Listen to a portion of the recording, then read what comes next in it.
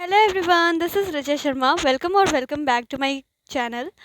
MCC के results out हो चुके हैं काउंसलिंग के, और भी बहुत सारे स्टेट्स के काउंसलिंग के रिज़ल्ट्स आउट हो चुके हैं।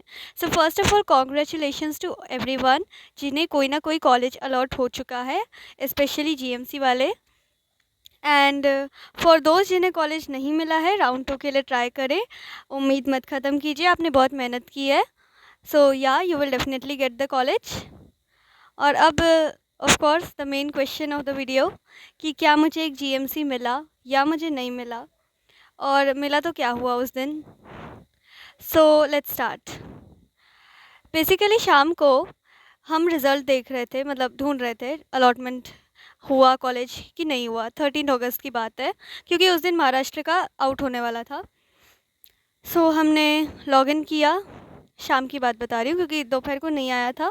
हमने 2-3 बार लॉगिन करके ट्राई किया था, कुछ पेपर्स बनवाए थे। उसके बाद शाम को हम बैठे तो लॉगिन किया। लॉगिन करने के बाद एक सेक्शन आया अलॉटमेंट का, और उसमें जब हमने देखा तो चॉइस नॉट अवेलेबल था। सो हम लोग डर गए कि चॉइस नॉट अवेलेबल का मतलब क्या है, कि कुछ सर्वर वाले एरर है या कॉलेज ही नहीं मिला।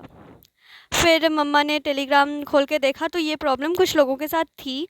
और अब कुछ लोग उसमें लिखने लगे कि भाई हमको तो अलॉटमेंट लेटर आ गया, और कुछ लोग लिखने लगे कि हमें नहीं आया, और कुछ लोग लिखने लगे कि जिसको आया है ना चॉइस नॉट अवेलेबल, उनको कोई कॉलेज नहीं मिला है। तो इस बात पे मेरी मम्मा बहुत टेंशन में आ गई, और मेरे पापा ने बोला कोई बात नहीं, राउंड 2 के लिए ट्राई कर लेंगे, उसमें क्या है, देखेंगे नेक्स्ट राउंड में मिल जाएगा। इसके बाद किसी ने लिखा कि सर्वर इशू है।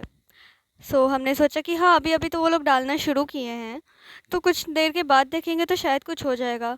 फिर हमने 2-3 बार लॉगिन करके ट्राई किया, फिर मेरी मम्मा ने कहा छोड़ दो ना उसको। फिर थोड़ी देर के बाद किसी ने नोटिस भेजा कि एसएमएल आर आउट और पीडीएफ डाउनलोड कर लो आप। तो हमने देखा तो एसएमएल की लिस्ट जो थी, पूरे जितने कैंडिडेट्स होते हैं राउंड 1 के लिए, उन सब के कौन से कॉलेज अलॉट हुए हैं उसकी लिस्ट बाहर आ चुकी थी। उन्हें कौन सी कैटेगरी से कॉलेज मिले हैं एंड जो भी चीज़ें हैं।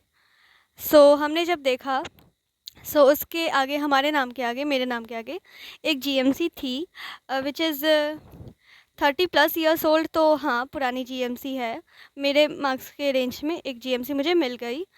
जीएमसी की अच्छी बात ये थी कि हमें फर्स्ट ईयर से हॉस्टल वोस्टल मिल जाएगा, और मौसम वौसम भी ठीक है वहाँ का। तो हमने ये सोचा कि हम रिटेंशन फॉर्म भरने वाले हैं मोस्ट प्रोबेबली, और वहाँ पर जाकर देखेंगे अगर कुछ एज सच इशू हुआ तो हम अपग्रेडेशन भी भर सकते हैं। तो 99% चांसेस है कि हम रिटेंशन फॉर्म भरने वाले हैं, और अगले वीडियो में पता चलेगा कि कौन सी जीएमसी मुझे अलॉट हुई है। मैं उसका वीडियो शूट करने की पूरी कोशिश करूँगी। कल हम जा रहे हैं, ट्रेन है कल हमारी, मतलब आज है हमारी ट्रेन, सॉरी। ये वीडियो जब तक आपके पास पहुँचेगी तब तक हम निकल चुके होंगे।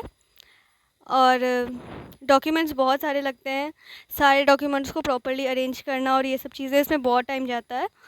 और आप भी अपने अलॉटेड कॉलेज के लिए जो भी ब्राउचर है अच्छे से पढ़ें, सारे डीडीज़ वीडीज़ बना लें, डॉक्यूमेंट्स की कॉपीज़ रख लें जितनी कॉलेज वालों ने बोली है, जिस तरीके के फ़ोल्डर में बोली है, जैसे बोली है आप ऐसे कर लें।